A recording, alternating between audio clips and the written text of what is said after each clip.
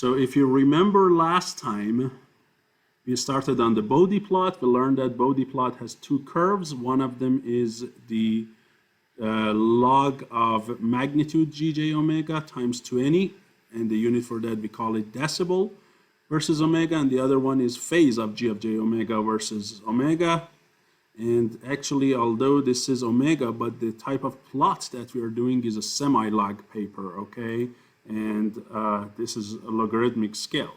And we learned that the reason we do logarithm is to convert product, division, and power into basically addition, subtraction, and a scalar product respectively. Then we started looking at a Bode plot of basic transfer functions. We learned what it looks like for a gain, for an integrator, for a derivative, and for multiple integrators or derivatives. And then we stopped here. So now we have to look at first and second order factors. So when we say first order factor, we mean there is a linear term either directly in the numerator, nothing in denominator, or that term is in denominator and there is a 1 in the numerator. So this one we call the first order system. This one we called a like PD controller. So now if we have this 1 over 1 plus TS, we can easily show that the magnitude of the g of j omega to any log of that is going to be negative to any log square root of 1 plus omega squared t squared. So I show you that very quickly here. So if you remember, so g of s is in this case 1 over 1 plus ts, and for s we're going to plug in j times omega, and so g of j omega, the magnitude of it will be magnitude of 1 over 1 plus tj omega, which is 1 over square root, right, of 1 squared plus t omega squared. And now if you take a log of this, or you can write this as the square root to power negative 1. So when you take 20 log of g of j omega, by the way, when I say log in this course, we are talking about log 10. So this 10 is there, although sometimes you might not write it. Then that power negative 1 comes behind, multiplied by 20, so now you get negative 20 log 10, of course, of square root 1 plus omega squared t squared. Even if you want, you can write this as 1/2 and bring that 1/2 and multiply it by negative 20. So this is the magnitude of it. And now, when we want to plot this magnitude, so one way is, of course, you can plot it and get the exact curve, which if you do, you are going to get the curve that you see here. Says exact curve, this one, okay? This one that you can see with some curvature here at this point. Or you can draw it with its asymptotes, and these two asymptotes are good approximations of this curve, especially when the frequencies are too small or too big. So we want to show that when the frequencies are too small, the asymptote to this curve is a horizontal line passing through 0 decibel, and when you go at high frequencies, the asymptote is aligned with negative 20 decibel per decade slope. And why is that? By the way, before I go through that, the point that these two asymptotes are hitting each other, intersecting, is this point here, which is called the corner frequency. And the corner frequency for this system is omega equal 1 over t. So now let me go back and talk about several things here. First of all, I said corner frequency, which is mentioned here too, or we call it break frequency. Omega equal 1 over t. Where does that come from? If you want to just, other than, of course, it's where the asymptotes are hitting each other, but that's basically the root of this denominator, the pole of the system, just absolute value of it. So what is it if I want to solve here for s and find the pole? Yes, it's negative 1 over t, right? That's the pole of this transfer function. But if I look at the absolute value of that 1 over t, right? So this is going to be the corner frequency of the system. Okay, so that's how you can always remember it. Now, why is it that when the omega is too small or too big, we have those two asymptotes? So if you look here at this magnitude, when omega is really small, we can write it like this, very small. What happens? This term is very small, so under the square root is roughly 1. Square root of 1 is 1. Log 10 of 1 is what? 0, right? So this magnitude will be 0.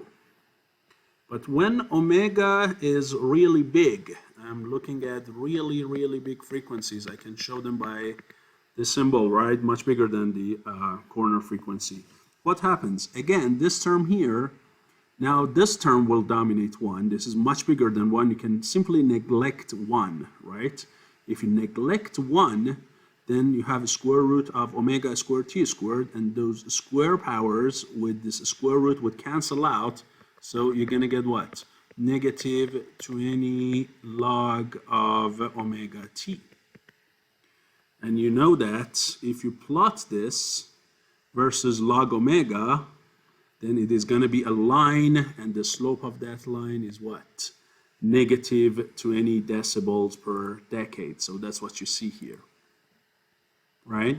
So we clearly saw that when omega is small, the asymptote is decibel of 0. When it's bigger, then you're looking at this line, and again, the slope of this line is negative 20 decibel per decade. Okay, so these are the asymptotes of it. And we learned the corner frequency and where the corner frequency is. Now, let me mention one thing that is really important when we come to Bode plots. So whenever we do Bode plots, when we want to draw Bode plots, it's convention that the form of the transfer function that you write, you always make the constant term in either numerator or the denominator, especially the denominator, you make the constant in the denominator 1. Okay? Remember in the past, whenever we had the standard format, the leading term of the highest S power was 1. This time is exactly opposite.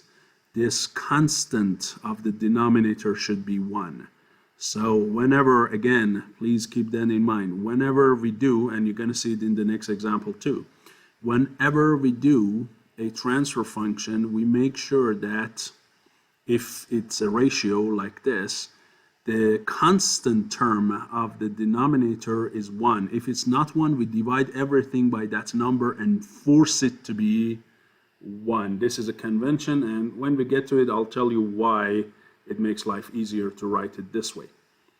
So we learn our asymptotes. These are our asymptotes, and we learned that negative 20 decibels per decade and everything, and the corner frequencies. So now, if you plot it, as I said, this is what you get. And the exact curve is different than just the two asymptotes, especially as you get closer and closer to what? The corner frequency. At the corner frequency, the difference between the asymptotes and the actual curve is quite large, and that's what we call error, and that's what you see here. Okay, so this plot on the right is error versus location, and clearly see that at the corner frequency the error is maximum. And how much is that maximum? It is about 3 decibels. Okay, so it's 3 decibels difference between actual and asymptotes. Now, what about the phase of this first order system? So the phase of this 1 over 1 plus Ts, if you calculate the angle of this, is angle of numerator, which is 0, minus the angle of denominator, and angle of denominator is arctangent of imaginary part, t omega over 1. So the phase of this transfer function is negative tangent inverse of omega t, which if you plot it clearly, you see that this is what you get, right? Because at omega 0 is tangent inverse of 0, which is 0. And when omega goes to infinity, is tangent inverse of infinity, which is pi over 2, multiplied by a negative. So you get what? negative pi over 2 and or negative 90 degrees. Okay, so this is the phase plot and this is the magnitude plot. Now, if the transfer function is only a PD controller, right, a PD system, it's a gain and a derivative, so nothing in the denominator, then you can easily show that the magnitude of this is exactly opposite of the previous one, and the phase of it is exactly, and by opposite I mean opposite sign.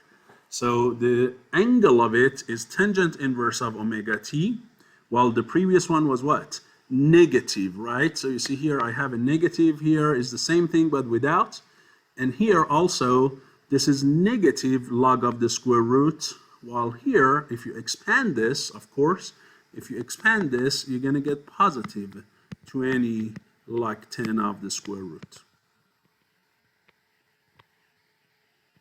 So the only difference between magnitude and phase of the 1 plus ts and 1 over 1 plus ts is just a negative sign. And negative means what? Means the curves of this one are mirror image of the previous one with respect to the horizontal axis.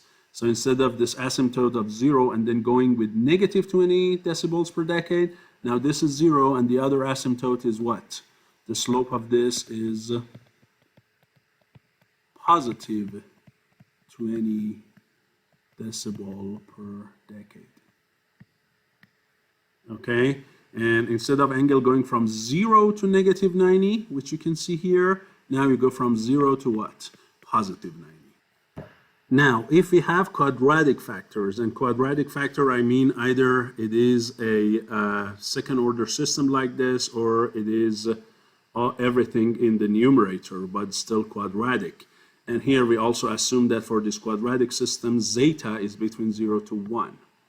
So now, again, as I mentioned for you, this term here, this constant term, when we do Bode, it has to be 1. So here we are not writing it as the standard format like this in the denominator. We divide everything by omega n squared to make sure that the constant term, which is this guy, is now 1. So, okay. Now, what is the magnitude of this? So what we need to do is for S plug in J times omega, which we did here, and then take the magnitude of it and then 20 log of that. So what is the magnitude of this guy here? So this J omega squared over omega n squared, so this term here, since it has J squared is negative 1. So this is going to be negative omega squared over omega n squared. And since that number is real and 1 is real, then here I combine them. And the imaginary part is 2 zeta times omega over omega n, which is this one here. So I'm squaring the real part and squaring the imaginary part, taking the square root of that. And since this guy is in the denominator, if I want to bring it to the numerator, I have a power of negative 1. And when that negative 1 comes out of the logarithm, it's multiplied by 20. So I get what? Negative 20 log of square root 1 minus omega over omega n squared, the whole thing squared, plus 2 zeta omega over omega n square root. Okay? Now, again, if we plot this, you're going to see curves as you can see here. Okay, you're going to see different curves that you can see, and each one of these curves is for one zeta value. So here you are not seeing one magnitude, you are seeing different magnitudes for different zetas, right? And some of them, they have some peaks and some of them do not. Some of them are below the asymptotes, some of them are above the asymptotes with some peak. Once you pass some value of zeta, as you go from point 0 to 1, at some threshold, which I'm going to show you in the next slide, at some threshold, or a few slides from now, you're going to see that there will be no peak. So we're going to find out about that, but these are the actual curves. And then, of course, again, we have asymptotes. And again, here, the asymptote looks like at low frequencies, it is like 0, and at high frequencies, it is a line with some slope.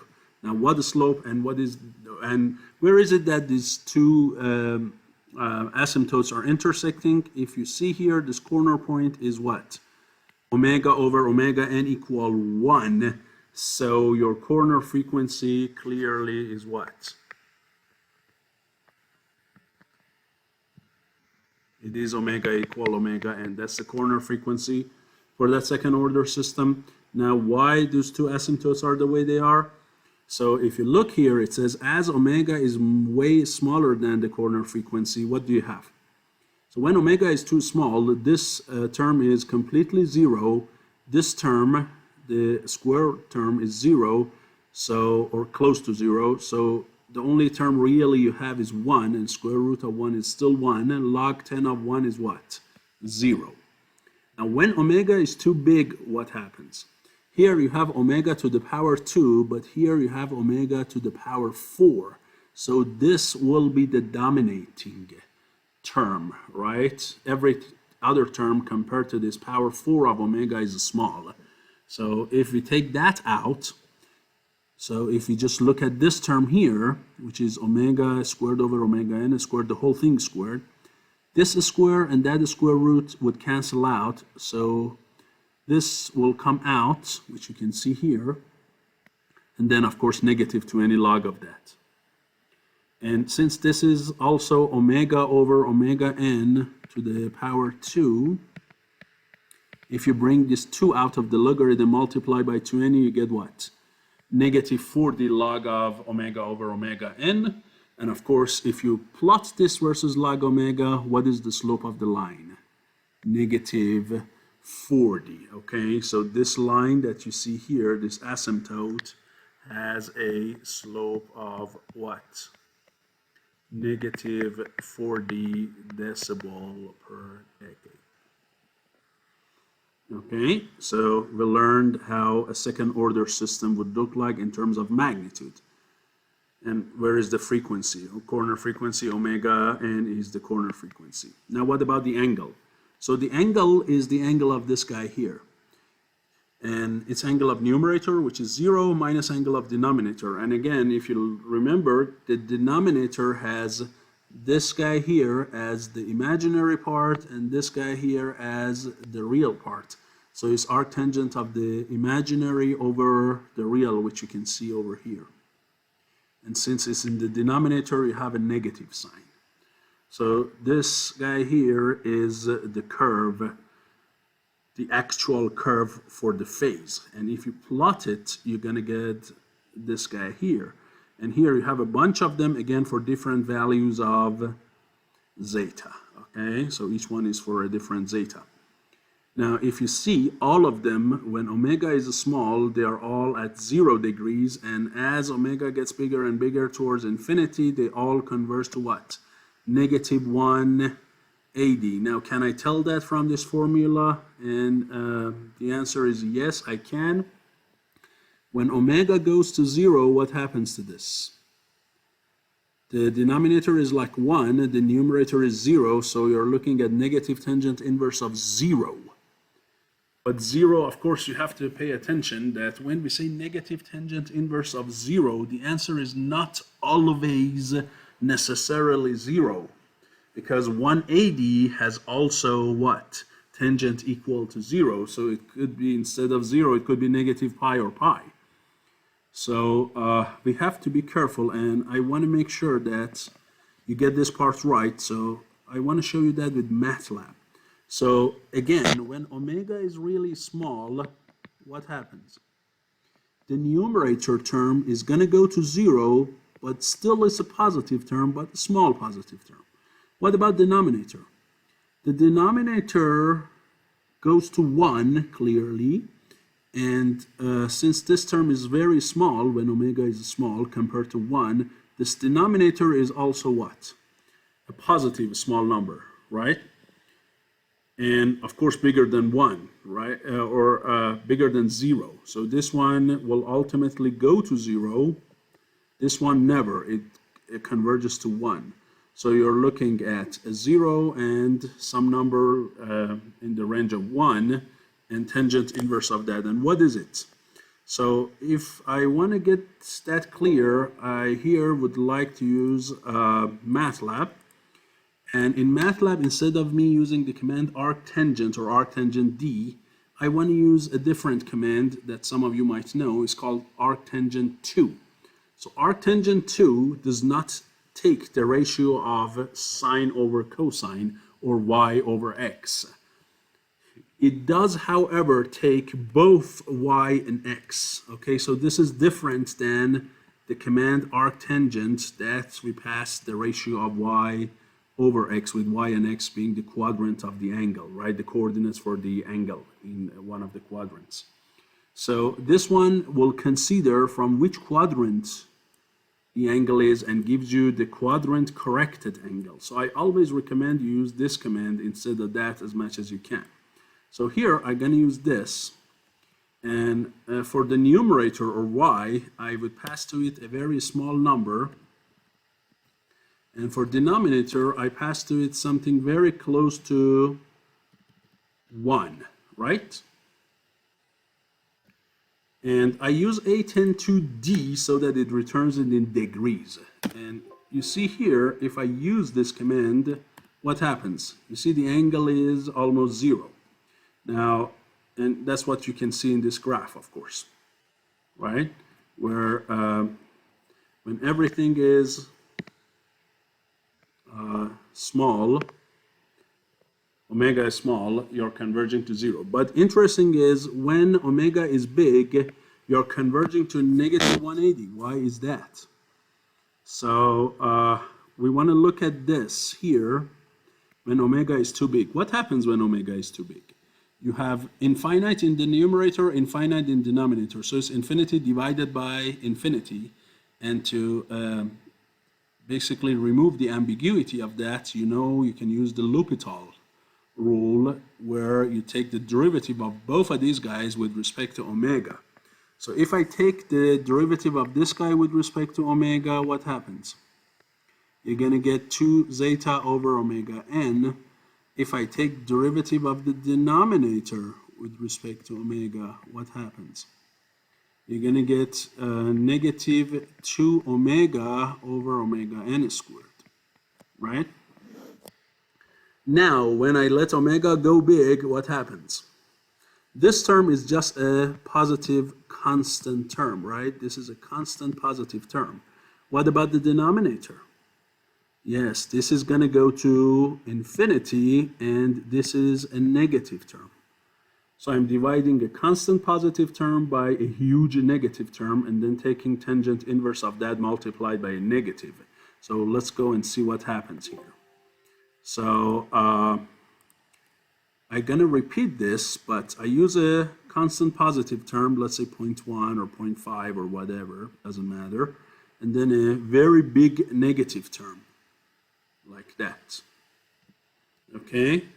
Now, if you look, what is the arctangent? Yes, it is converging to 180, and arctangent of that is 180, and then you have a negative sign here, so what happens? Yes, as omega gets big, you're converging to negative 180. Okay, so that's why you see that. Now, what if the system is, by the way, I guess this one has to be fixed from here.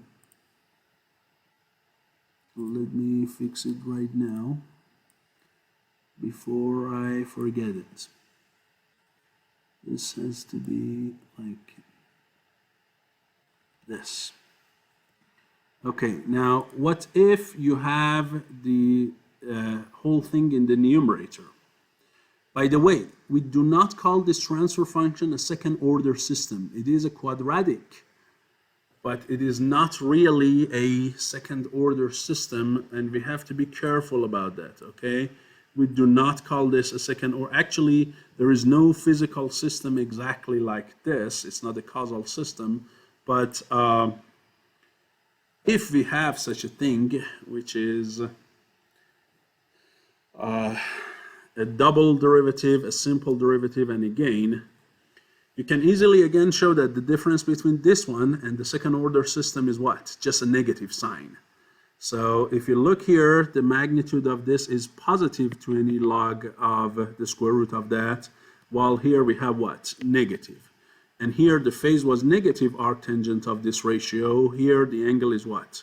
Positive, the arctangent of that ratio. So what do you expect? If I want to plot it, which the plots are not shown here, they're going to be exactly like these two, except what? They are mirrored image. So if I wanted to show that somewhere, let me show it for you here. If I want to show you that, if my transfer function g of s is s squared plus, or actually it shouldn't be s squared plus that, it should be 1 plus 2 zeta s over omega n and plus s squared over omega n squared. So it should be like this. So I assume, again, I need to do one small correction here just to make sure you are not confused, and I am not confused, okay? So we have to be careful. There we go. So now if you do that, because that would match these formulas, if you do that, then your magnitude plot, if you plot it, your magnitude plot, so this is the magnitude, 20 like 10 of magnitude of g of j omega. This magnitude will be here 0, and then here what? A line going up with what slope? Yes, the slope will be positive 40 decibel per decade. These are the asymptotes of the plot. The actual plot has the peaks if omega is less than some threshold, so they would look like this. Or if zeta is smaller, bigger than some threshold, they would look like this. Okay, so maybe this is for zeta equal 1, and maybe this is for zeta equal 0.1. Okay, so they look like that. The exact mirror image that you had over there with respect to the omega axis. And if you want to plot the phase phi, or you can call it angle of g of j omega. So they start at 0, and then as omega gets bigger and bigger, they will converge to positive 180. Okay? And again, here the corner frequency is the same. This is omega equal omega n. So these are the plots for the system with the quadratic factor in the numerator. So now I guess we have learned the basic systems. Any system in any higher order is always a combination of these. And I'll show you when we have higher order systems how we can take advantage of these basic systems and combine them together to get a higher order system. We'll see it in this example. But before that, we're going to go through a couple of important things, and then we're going to go through that example and then MATLAB code. So first thing is, you probably have seen when I have a quadratic factor, what happens. Two interesting things. If I just look at the ones with everything in denominator, so a second order system, this one, where does the angle go? Negative 180, right? As omega goes big. And what is the slope of this? It was negative 40 decibel per decade, right? So this was for a quadratic factor. Now, if it was a linear system like this, correct? What happened? The slope was negative 20, and the angle goes to what? Negative 90. Do you see any relations? Yeah, if the order of system was 1, this angle was negative 90. When the order of system goes to 2, it goes to 2 times negative 90, which is what? Negative 180. And when the slope was negative 20 for a linear system, for order 1, for order 2, what happens? It's going to go to 2 times negative 20, which is what? Negative 40. So it seems like there is a relation, right? As the order goes up, the slope gets bigger and the final angle at which the phase converges to will get bigger, and that is correct. So you can say that in general, you can easily prove that in general, if the transfer function g of s is a ratio like this. So this is s to the m plus like a 1 s to the m minus 1 plus all the way plus here is am minus 1s plus am, and a similar thing in the denominator, and let me call it b.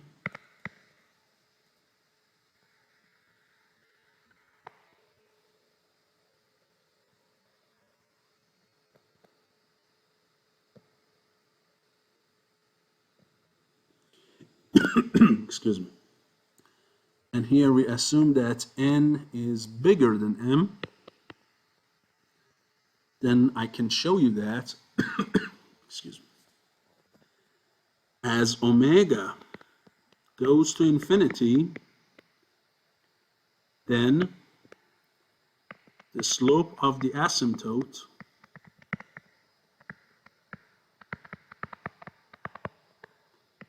in the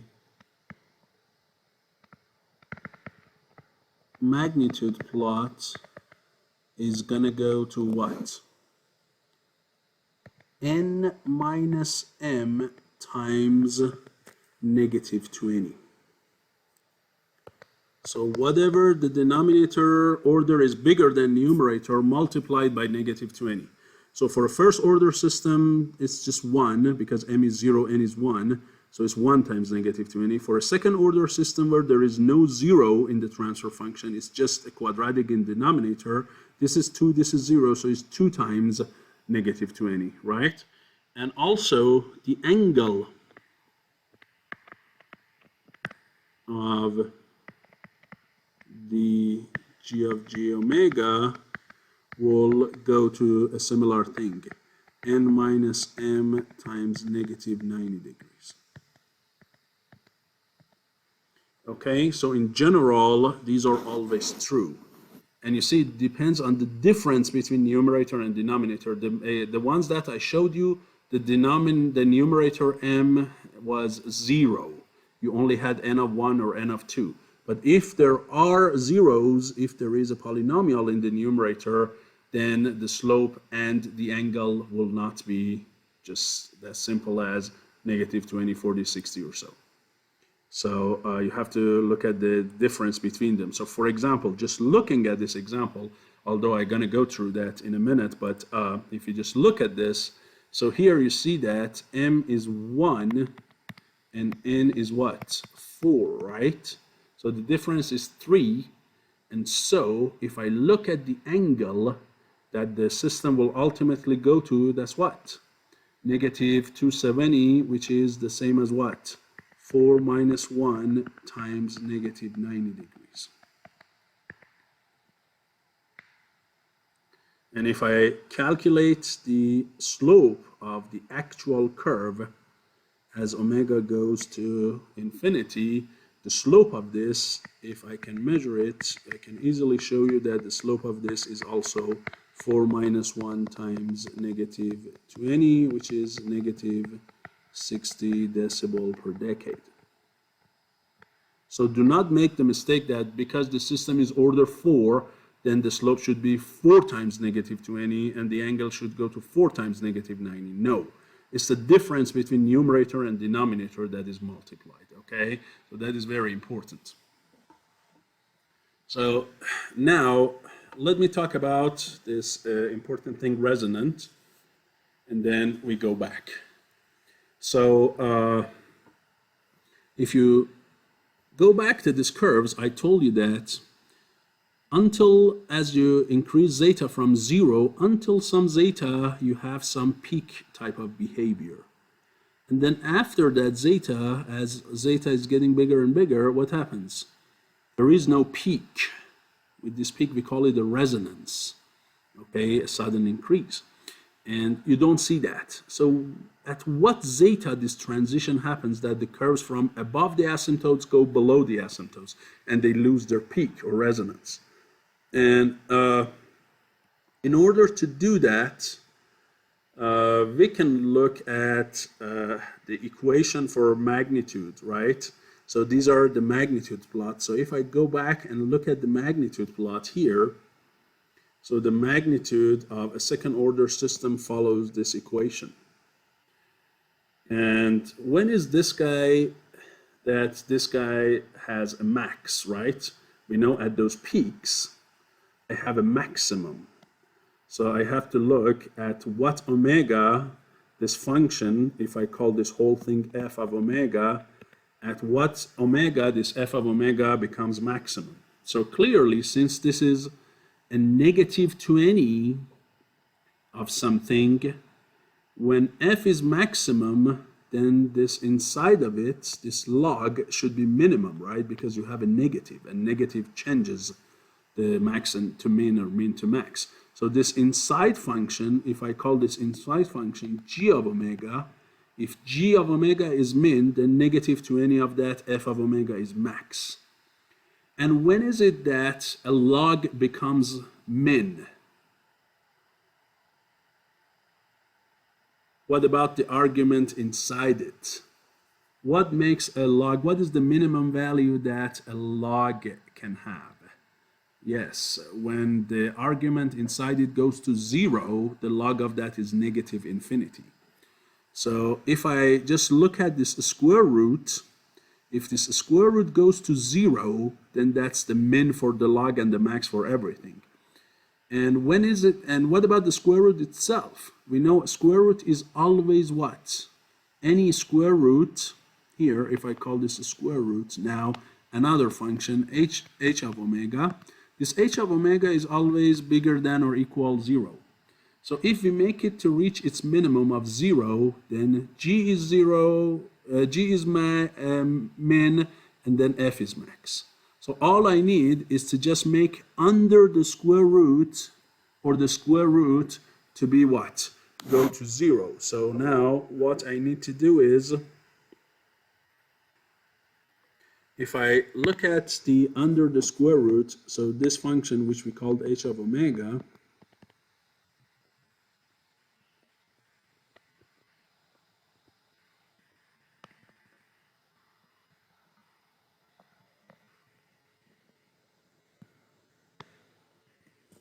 this function is bigger than or equal 0, but we need to minimize it, which means making it as close as possible to 0. And in order to do that, all we need is to take the derivative of this function with respect to omega and set it to what?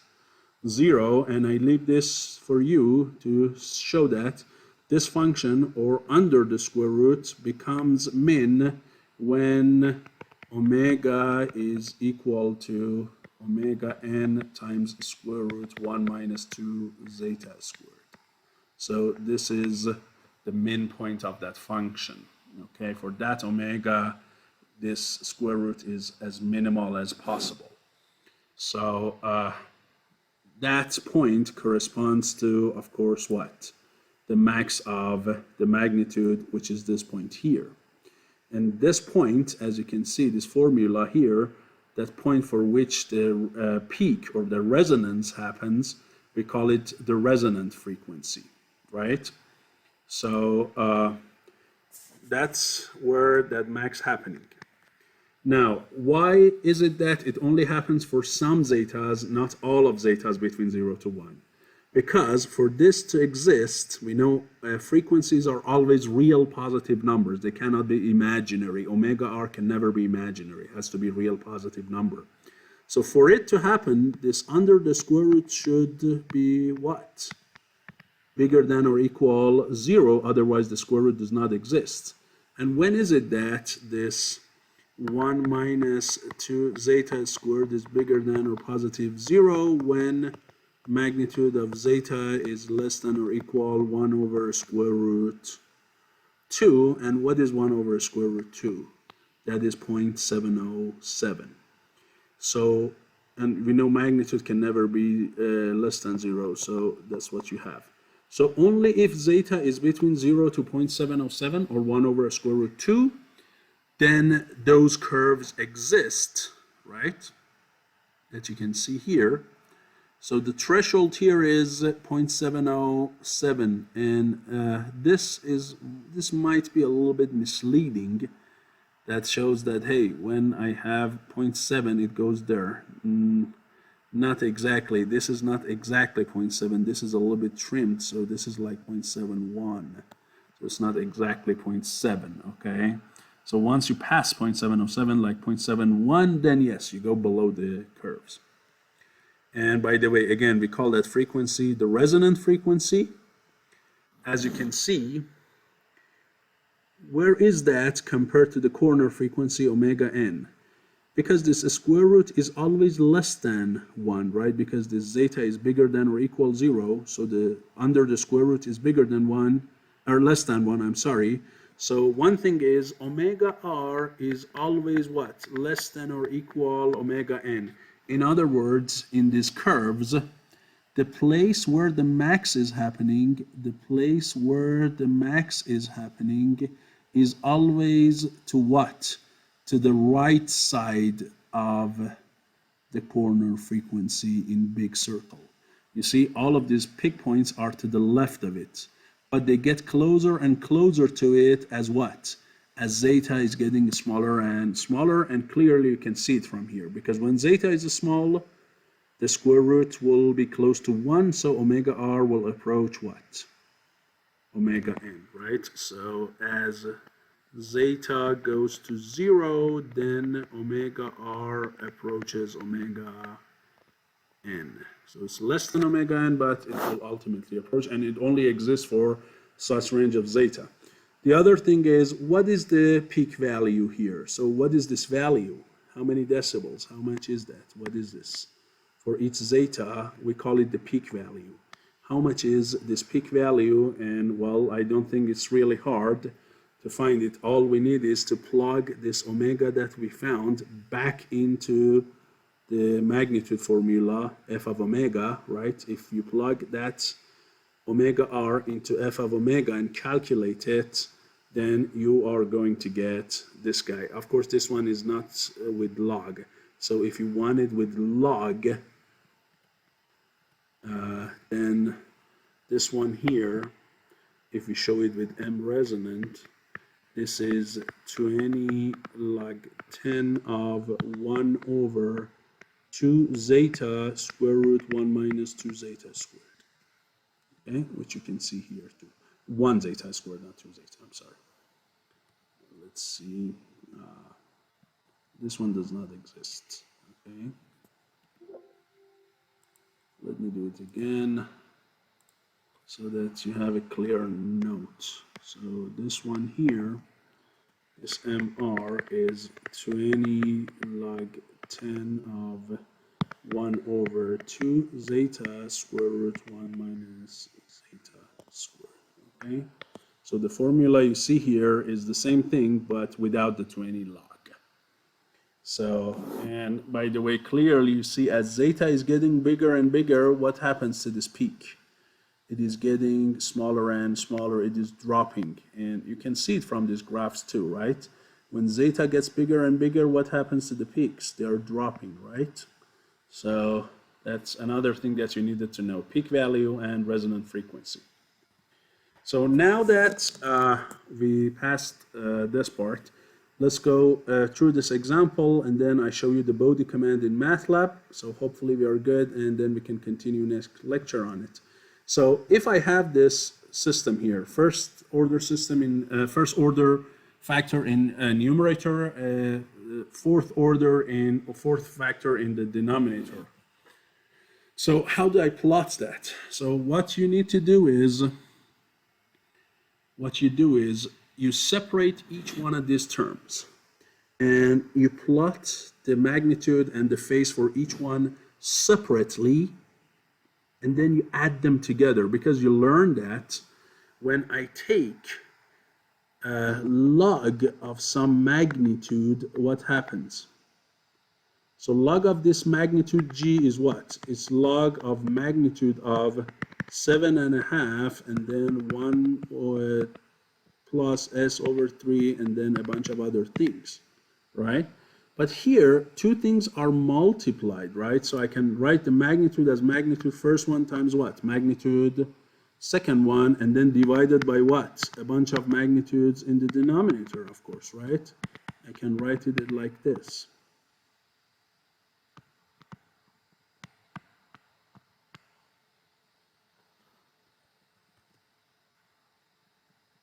Sorry, this is quite messy. And then the magnitude of the next one. Let me do it actually outside here, because this is getting quite messy now. So, oh, no. Can I draw a box or something? Insert a box. Should be somewhere a box or something, isn't it? No. Ah, there we go. That's good. So I don't need the box. So when I say magnitude of G is, if I call each one of them some name. So maybe if I call this one G1, I call this one G2,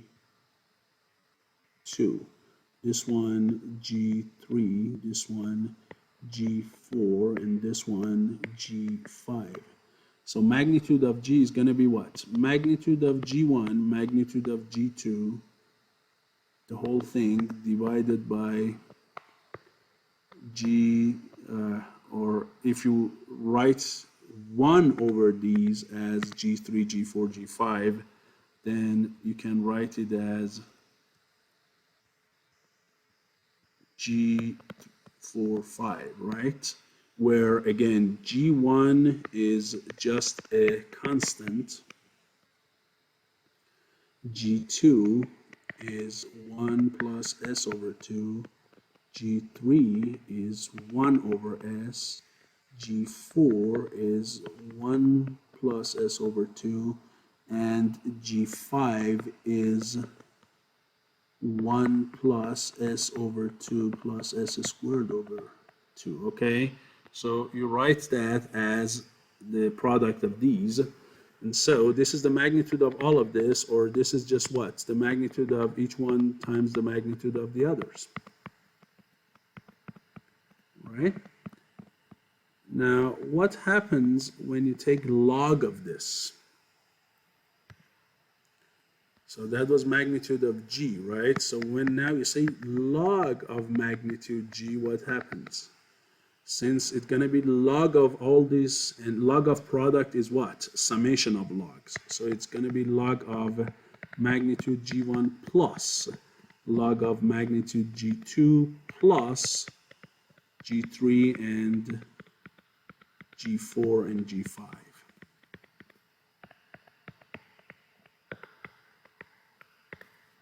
Right?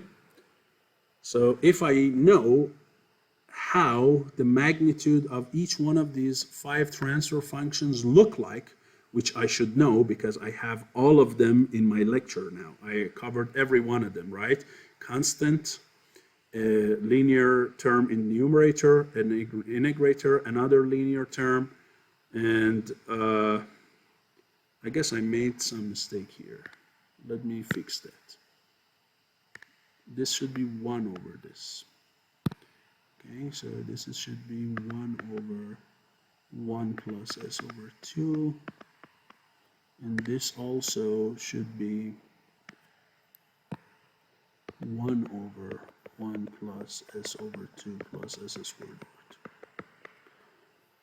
So if I know each one of these, which I learned each one of them in the previous lecture and this lecture, then all I need is, since I know each one of these logs, all I need is simply I plot them and then I add them together, and that's what you can see here, right? So if I go back here, you can see that the log of each one and the phase of each one is shown from 1 to 5, For example, 1, you see that the constant has no gain of phase of 0, I'm sorry, and then the gain of it is 20 log of 7.5. And since 7.5 is bigger than 1, log of it is positive, 20 times that is positive. So this constant, for example, here is what? This is 20 log of 7.5, because 7.5 is curve of 1. So each one of these curves is drawn separately from 1 to 5, right? And then what? The final curve here is sum of them together, which is this one that says g of j omega. Of course, these are the this is the asymptote of it, and the actual curve is shown with dash, but this thing here, this is the actual magnitude, and then all of the phase are added together, and this is what? This is the actual phase.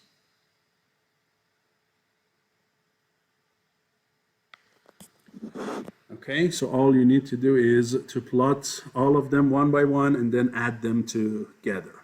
Now, one of the things you probably have paid attention is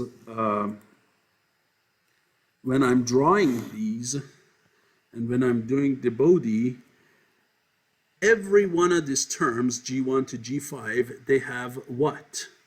They have their constant term as 1. So you see here, this is not written as s plus 2 or something. This is 1 plus s divided by 2. This is what? 1 over 1, and this is 1 over 1 plus the rest of it. So they all have their constant equal to 1. Okay, they all have their constants equal to 1 whenever I want to follow those formulas that you have in your lecture.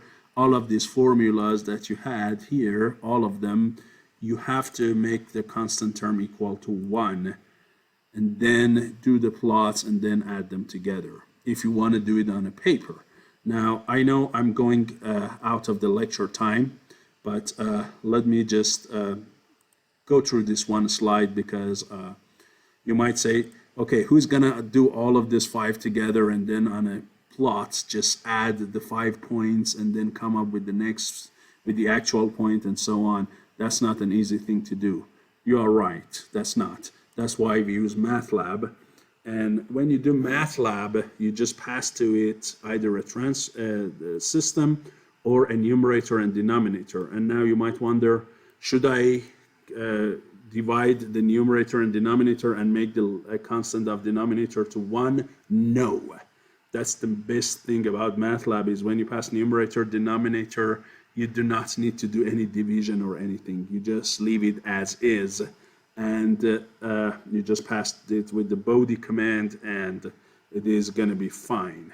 So if you want, you can do it like this, or you can multiply everything, get the numerator and denominator with proper coefficients, and make life easy. So if I want to do this in MATLAB, again, I know I'm going out of the class time, but please bear up with me. So if I want to do this in MATLAB, what do? I multiply both numerator and denominator by something that will get rid of these 3's and 2's. So here I have a 2, here I have a 2, so I need a 4 to get rid of these, and here I need a 3 to get rid of that. So I multiply both of them by 2 times 2 times 3, right? Which is what? 12. So I multiply both numerator and denominator by 12 to get rid of all the fractions. And so what would you get? Here, a 3 of a 3 would cancel. You're going to get a 4.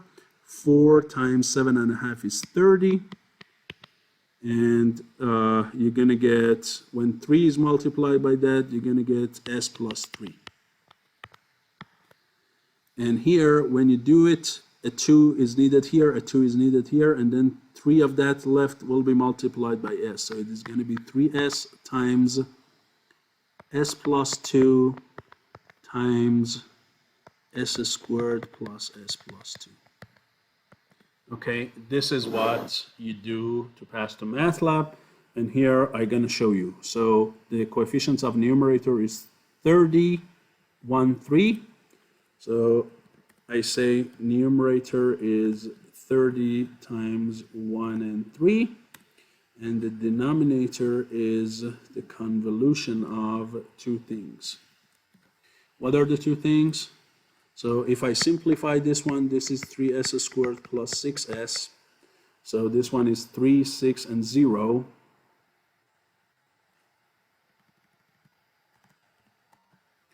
And the next one was 1, 1, 2. And then all I need to say is, hey, give me the Bode plot of a system with numerator and denominator. And MATLAB will give you what you need without you need to do any of that. And clearly you can see these two will exactly match these two guys. The angle goes to negative 20, and this kind of curve that you see, you can clearly see it here. Okay? And the angle is going to negative 2 to 70. So I get it exactly where I wanted it to be. So MATLAB will give you that. By the way, you have control over MATLAB, because when you say a Bode command, the Bode will only go from some omega to another omega.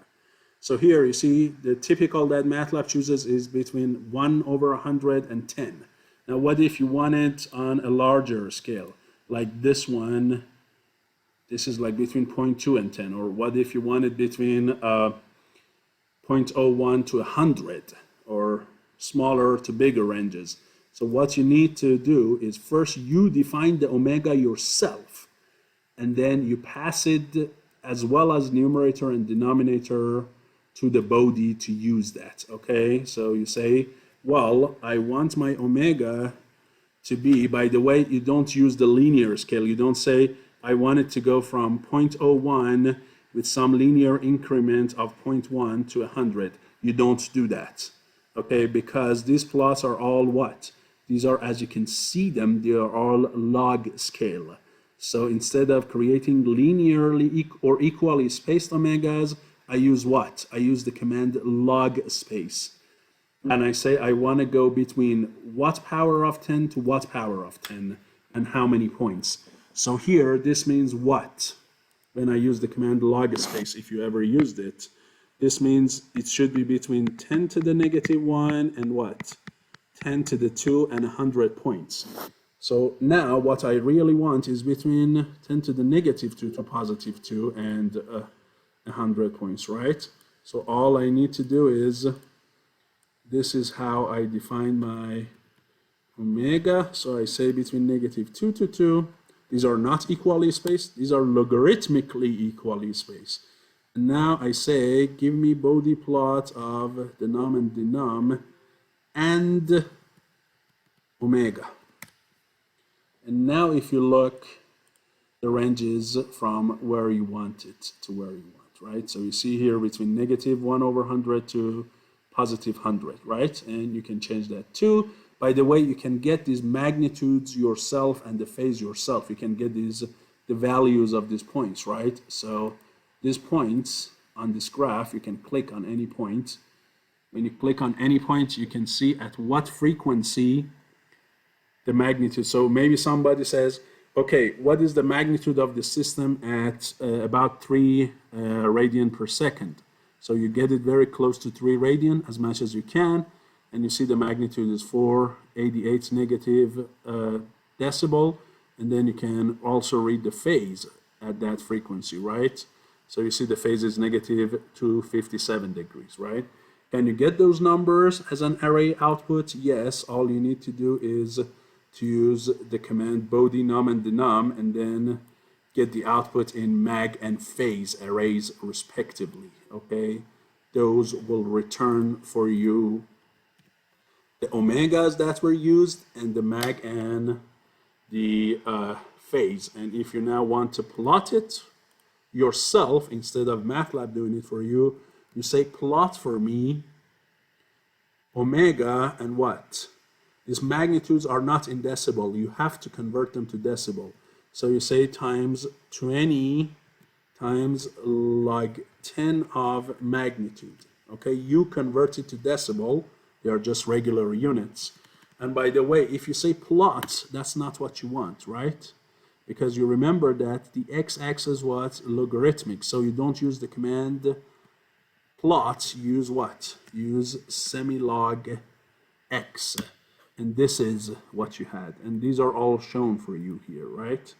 I assume that, let's see.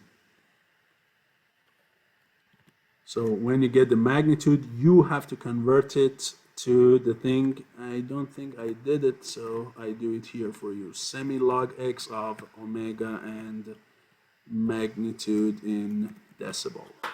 Okay, but the phase is okay. The phase you can directly plot if you want to. You just say plots for me, or actually that's another semilog x of that and phase. Okay, so for phase no conversion is needed. You can directly get the phase like that. Okay, so hopefully, I know I went 10 minutes above the lecture time, but hopefully I could cover everything for the next lecture.